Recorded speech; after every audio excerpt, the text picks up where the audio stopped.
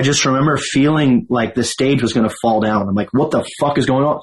And it was just Brandon sprinting.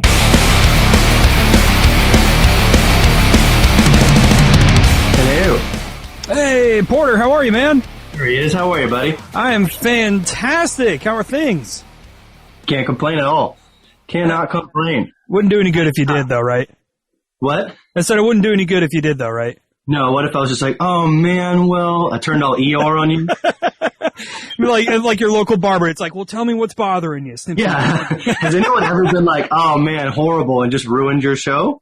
I did get that once. I was like, how you doing? It was like, well, let me just tell you about the stuff going on with my family right now. And I was like, so we're doing this. All right, cool. This is the place you come with good things, right? Like Right. This isn't a world where you come and don't unload your problems. But all is well. I don't have anything to unload. Everything is wonderful. Fantastic, man. Well, it's great to see you, man. I'm glad that we got to connect here. And you guys, you got a big week ahead of you. Oh yeah, it is. It's an exciting times. Like I said, man, we have a lot coming up. It'll be almost a year to the day, give or take, that we finished this album. So we've been. I want it out, you just want people to hear it. Yeah. So, actually, a lot of people here in Wichita, last time we got to see you was the tour. I think it was early 2019 with Motionless in White. I think was that tour. I actually had the poster from that tour on my wall in my apartment. So I've been a big fan of you guys for quite some time. And you grew the beard because you were inspired by me, right? Exactly. It was just a little guy, and I was like, that guy Porter, man. I aspire to be like that. That's crazy. No, that's awesome. I honestly and I'm not just saying this. I really, really like your town. Yeah. A, of course, the shows are awesome, but B, it's just a beautiful town. I do something called the Photo Odyssey, where I go around. I have people sign up before the show. I meet with people in the early afternoon. I teach them how to use a camera or their phone. However, we walk around and I encourage them to see the world just a little bit different. Yeah. And in that day, there was twice I think I've done it in Wichita. I was just like, damn, this has some architecture. It's got some really cool brickworking. And you have great tacos. I had tacos before with the show. Oh, yeah. The taco trucks are just incredible in town. Honestly, I lived in Oklahoma, which is considerably closer to Mexico, in Texas, where you would think the tacos would be better. There's a couple trucks here in town that if I see them on a corner, I will stop. Even if I've eaten within the last 20 minutes, I'll stop and get more tacos. Gotta do it. I like that. Yeah. Yeah, man, when you're in Wichita next time, let's go do some photography stuff, because I didn't know you were a huge photography guy as well. I actually have a degree in journalism. I studied photography for at least a semester, but very cool. Yeah. Nice. Yeah, I've been taking photos since 6th grade when my dad saw I had an eye and bought me a film camera, and I think he instantly regretted it because I shot 8 rolls of film. 8 rolls in one day. And that shit's expensive, especially when you had to develop it, you know what I mean? Oh yeah. And he was excited to pass on the art, but not, I don't think, in the financial. But yeah, I've been doing that. I do I do the Long Live album art, for instance, is all my photography, all my work, everything I've done. I do a lot of design and video and photo stuff for the bands for ever. So yeah, I do all that world. Have you gotten out and done much photography, with everything kind of shut down and closed down? No. It's not. Yeah. I was in, I live in Southern Alabama, and I went to Mobile a few weeks ago or almost a month ago, and it was oh my God, architecture, shapes and patterns. And I'm like, holy shit, I miss this. And we live the middle of nowhere on 150 acres of farmland. So it's been great for everything in the last year. But also it's I just miss seeing something that's not nature. Right. But you can only photograph the same tree so many times before it's okay, yeah. This is, yeah. We just went on for a week in Arkansas with me and 2 of my best friends. We're all vaccinated, so we felt safe to fly. And we did a film shoot where we were going to different farmers, different farms, and meeting different farmers and interviewing them. And so dusted off the old camera, was taking tons of photos. I took way too many photos of everything. It was great. Fantastic. Well, despite the shutdown, you guys have been pretty busy. You had the live stream back in November. I think it was November, right? Is that when you did that? November, December, yeah. Yeah. Which I unfortunately did not get to watch, but I've seen some of the clips and stuff from it. I mean, it looked like it was just a fantastic show. Thank you. It was. We went all out. We got some really, really cool production.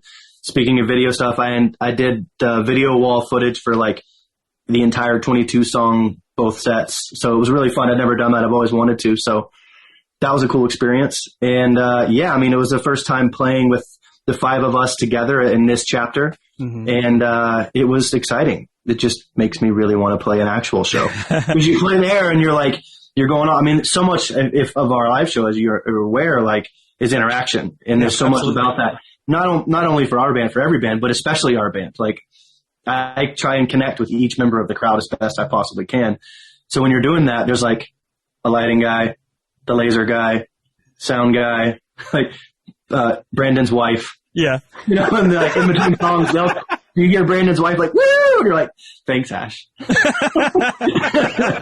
It's so strange. So, I'm excited for actual shows to happen. But yes, that was a blast. Was it odd performing for just like, 10 people in the crew? Cause I mean, everybody there pretty much had a job, for that going on. I mean, but you didn't have that crowd. I think at first it was like, and I don't know if that was reflected in like how you saw our performance.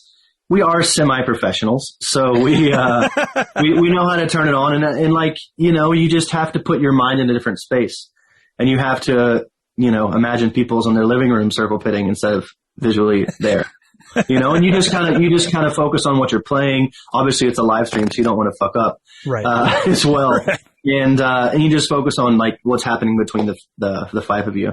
Yeah.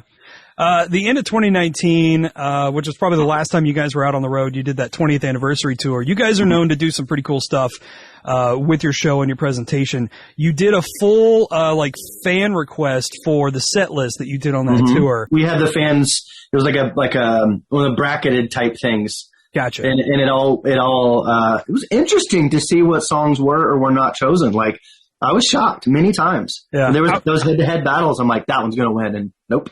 So we had to learn we had to go deep, in moments and relearn some songs and I believe, I mean, who the fuck remembers 2019, but I believe I believe there were a couple songs where I was like, I don't know if we've ever played this live. So it was fun. And then, once you got done with that, pretty much everything shut down once you were done. You got to finish that tour, right? We did. And we got even, we had started recording Baptize, and then we went to Australia actually as a break in between. We did half of the record and then went to Australia. And that's when everything, like, I remember the moment we were leaving Perth, the promoter was like, we were getting on the flight. He was like, yeah, there was a case in Perth last night. The first one. Wow. So I was like, well, fuck, I was in a circle pit with 300 people. Like, you know what I mean? So, everybody was fine. My wife even stayed for a week after that, for a little vacation, and I got some work done. And, then like that was, everybody else was already home in the band. And then it started to like really hit, and we're just sitting there in this super small town in Australia. And we're like, oh man, we're getting on the flight. And luckily, like, I already flew with masks on the planes, because like, I don't like the idea of me, sleeping in a 15-hour flight with like, and there's all the people around and their breath and they're just seeing me. So I already had a mask, thankfully. So I wore all that. I had a massive open wound on my arm, but, everything ended up fine. It was before they started getting weird at LAX too. So we got back here I'm at my sister's in California currently. We got back here, my wife and I, and we essentially just were locked down till July, for 3 or 4 months. So then you guys, you had already started working on the record. Yeah. You mentioned that before. So it's not like, you were forced into making a new record during quarantine. No, like luckily we were already what the term off cycle. So we were off the road writing and recording at the time. So we didn't have a bunch of stuff canceled. We were supposed to go to Malaysia, which would have been our first mainland Asia show. So that was canceled. Oh, wow. Okay.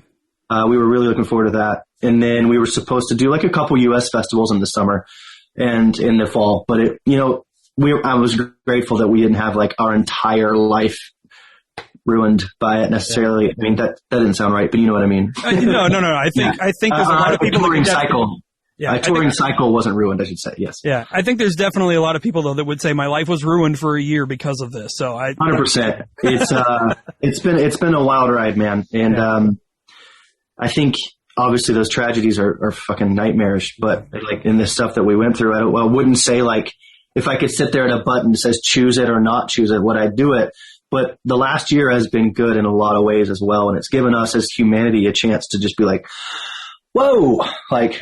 I was consuming and doom scrolling a little much, huh? Like, I was doing too many things and I was focused on the external way too much in my existence. I needed to look inside.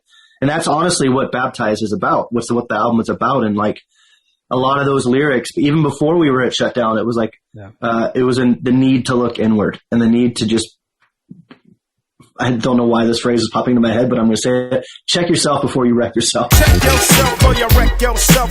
I think it's perfect, actually. You saw me like hiccup and like hesitate. Like, is that what it? Well, fuck it. Well, let's talk about the new album because it is coming out June 4th. I'm very excited for it for a couple of reasons. 2 tracks in particular, because I know there's 4 of them out that people can listen to at this very moment. The first one, Warrior, that's the single that is out that we're playing right now. It's got Travis Barker on it. Thank you.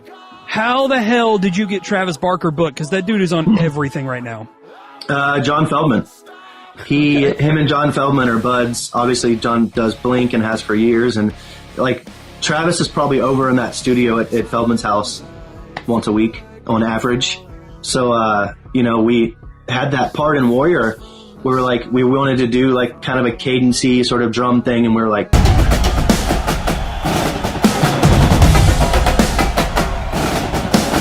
Brandon probably, I think, was like, can we get Travis on this? And like, honestly, the drums we recorded, I believe in our Wake, but definitely Baptized, they're Travis's drums. They're just permanently set up in the drum room at Feldman. So like everyone just uses them. If you're recording with Feldman, you've essentially played Travis's drums. Oh, wow. Which is like, just that in itself is an honor for a drummer, I didn't, but I looked at him.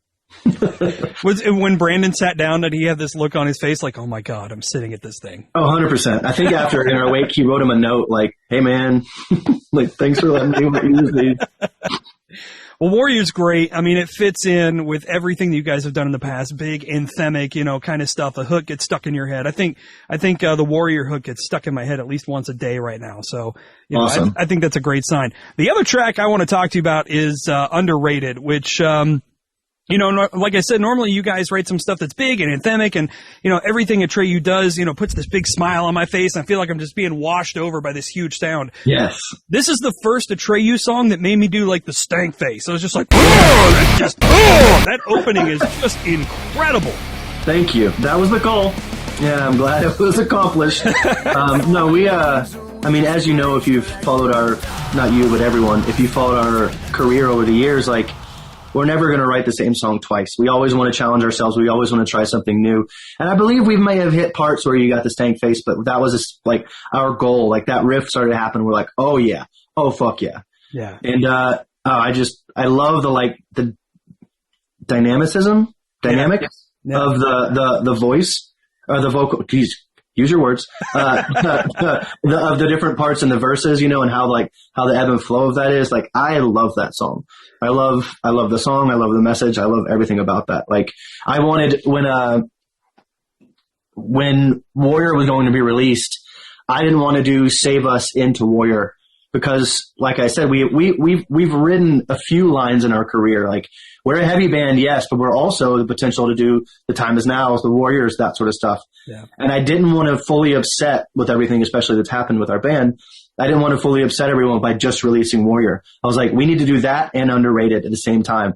So people are like, oh, right, this band can do it all and does everything. Yeah. That's one thing I really love about Atreyu is that there's always been a very diverse sound because it seems like there's a lot of different personalities in the band as well, which all contribute to that sound. You've got the dark, heavy, just brutal stuff, but then you've got that big anthemic sound, and I mean, it really does contribute to a unique texture in the rock world that, you hear a song and you're like, oh, that's Atreyu. Like, right away that's an Atreyu song. That's awesome. That, I use that sort of sentiment in line quite often when talking about the band is like, we want to be and we are not these bands. I'm not putting myself on the same parallel level, or maybe parallel, but not like the same level as like the Queen or Linkin Park. Like they're going to do a lot of different things, but you still know it's them.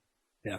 And like I said, like we don't want to write the same song twice. Like why would you eat the same piece of pizza every day when fucking tacos and pad thai and ramen exists? Like there's so many good foods. Why would you just do that? So we're not going to write Bleeding Mascara 27 times. You know what I mean? Right. So I enjoy that you ingest our music in that way, because that is definitely, like, at least for me, an actual goal. Like I want there to be the thread that binds it all together. But well, your fan base too is very much following, with that ebb and flow of the band too. Cause you get some fan bases that like they hear a slight change in the tone or the taste of the music a little bit. Oh, screw them. They sold out. Oh, I mean, believe me, we still have those people. But that like, those are the same people that are like, man, you've sold out now. You're just such a weak sound. Like it's not heavy at all. I want you to write songs like X's and O's again. And you're like, have you heard X's and O's? That song is not heavy at all. Like your judgment is, you've rendered yourself moot. Anyways, that's like, I think X's and O's is probably the closest thing you guys have written to like a pop song. It's pretty close. Yeah. but still one of my favorites, man. Like I said, you guys have such a variety of sound. Like if I were to take my iTunes library and put it on shuffle and then mix it all together, I would imagine it would sound very similar to Atreyu. No, I like that. Yeah. You kind of alluded to it a little bit ago. You guys have gone through some changes in the lineup a little bit. We found out in August that Alex is no longer with the band, so you and Brandon are now splitting vocal duties. And then you've added Kyle on the drum kit, which means Brandon is not playing drums on the shows anymore?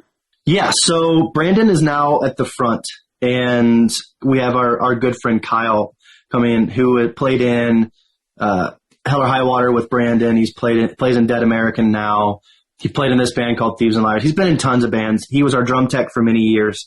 So when this shift happened, let's say, we didn't want to alienate our fan base by bringing in some new singer, some new thing that they had to digest. Like, and it wasn't even Brandon's idea to like, Mike, why don't you go up front? And then you're the main voice. I already am on these records more than anyone actually ever realized, I think, till now that you hear my voice alone a lot more. You're like, oh shit, he was all over those other albums. So that's already familiar as well. And so Kyle actually, in summer of 2019, we were supposed to go to Europe, big festivals like Rock am Ring, Rock am Park in Germany. It's like 90,000 people, like Slam Dunk Fest in England, like a bunch of fests in between and some shows. And our old singer was like, hey, I can't go, like 4 days before. And we're like, what? He's like, and he had a hernia, had some back problems, and he went to the doctor, and the doctor was like, you can't go. And we're like, fuck, like that sucks, man. I'm like, but we have to go. Like, we cannot miss, like, we can't just pull out of those festivals this late. It's just would do very bad things for our band. Right. And he's like, I can't go. And we're like, all right, we'll figure it out. So Brandon was like, let's get Kyle and let's do, like, I'll go up front. Kyle can play drums, and cause he knows our songs. So without a rehearsal stateside, we had one rehearsal in York, England, that was 9/10 technical difficulties of getting our in-ears and all the other shit to work. Oh my gosh. So we played not even the full set, but like some songs he was worried about together. That was it. And then we played that first show in Slam Dunk. There were two. I think it was the South one. And it was scary. I mean, we'd never done it with that lineup. We'd never played, with Brandon up front before. And I remember, I think Doomsday was our first song that we were playing. And I just remember I sing a lot when that song starts, just anyways. And I just remember feeling like the stage was going to fall down. I'm like, what the fuck is going on? And it was just Brandon sprinting, because he's a big boy. Yeah, his arms are like 3 of mine. Yeah, his arms look like my thighs. Yes, he is a huge man. So like, it was fucking awesome. And he's just like, he has a lot of experience being a frontman with Hell or High Water, and he has a great charisma and a great presence and like a great energy about him. Like, he's charismatic about that. And Kyle is an amazing drummer. Like, Brandon is Hulk smash with the drums, and he's so good. And Kyle hits really hard as well, but he has this groove. like, I mean, everyone plays the instruments differently, you know what I mean? Sure. And so it was fun to like feel that dynamic. And honestly, that tour, like, was one of the best tours I've ever done in my entire life. And it shouldn't have been. There are so many moments on that tour that I just genuinely don't know if we'd have left in the same place otherwise. But for some reason, the five of us get along so well, and like the bus was a fucking nightmare. I don't even want to go down that road. But like it was like 2 days driving to Oslo, Norway from England, and it was like hell. But we were just like smiling through it and got through it. And there were so many times where it shouldn't have been, but that tour was amazing. And by the end, I think the last show was Rock 'em Ring, which is on the Nürnberg Ring. It's like this massive, beautiful place. You're on this like super famous racetrack overlooking the mountains, and it's incredible. I had my wife's German. I had all our German family there. I'm speaking in between songs in German to the fans, and every fan's like, what the fuck? Like, this guy's speaking our language? Like, and not just hello, thank you. Like, I'm doing full sentences and like speaking to them, and they're just like, it was such a good time. And honestly, like, I mean, having those moments when this time for the shift came around, it was like, we should just do that. Like, that worked. It's tested. Like, it works. And so we hit up Kyle, and he's like, fuck yeah, I'm down. So here we are. And I just really want to play a show again. Yeah. Well, and you guys, I've seen a couple dates maybe where you're on some festivals, no tours necessarily. Yeah, we have Rockville. Welcome to Rockville. We have, like, fuck, I can't remember that third one. I can never remember that third one. Aftershock, and then like Blue Ridge or something. I can't remember. I'm horrible with this. I should know that better.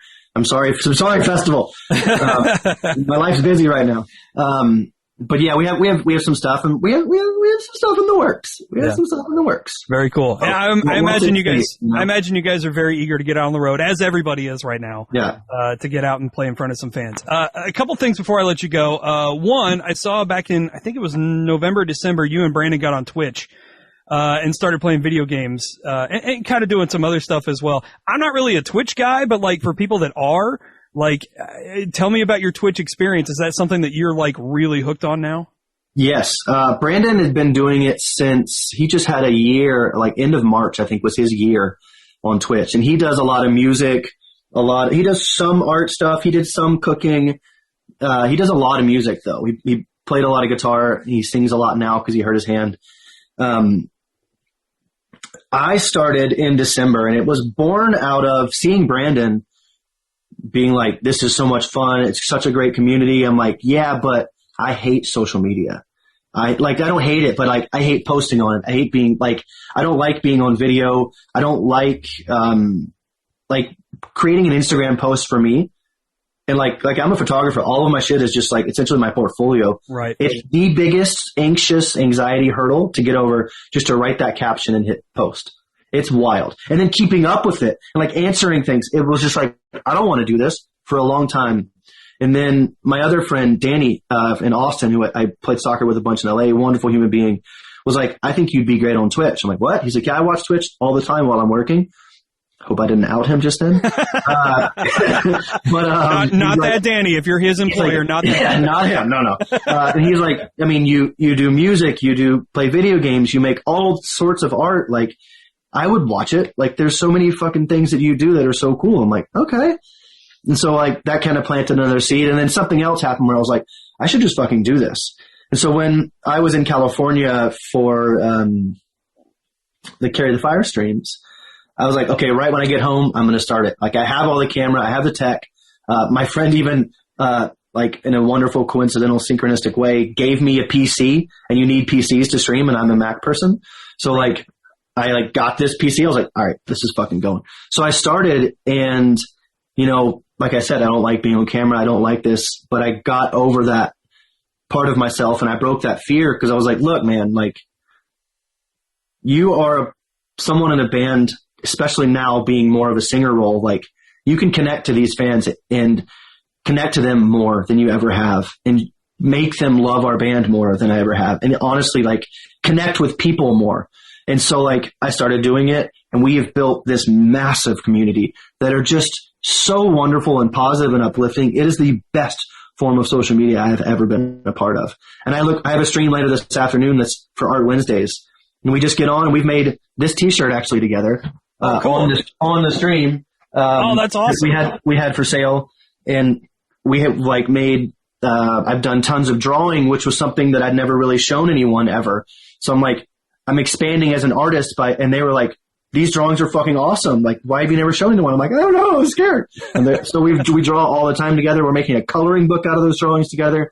Honestly, it's a really good time. We play video games together. We started every Saturday doing Dungeons and Dragons, which I'd never done, and it's so fun.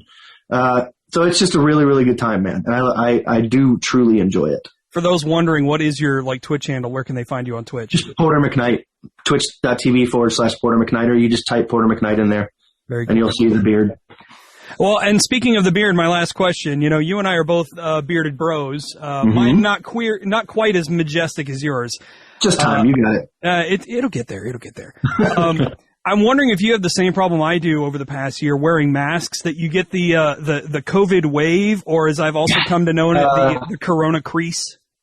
I don't have it here. I bought a mask off Etsy, some place in Canada, that goes around the ears and it comes down.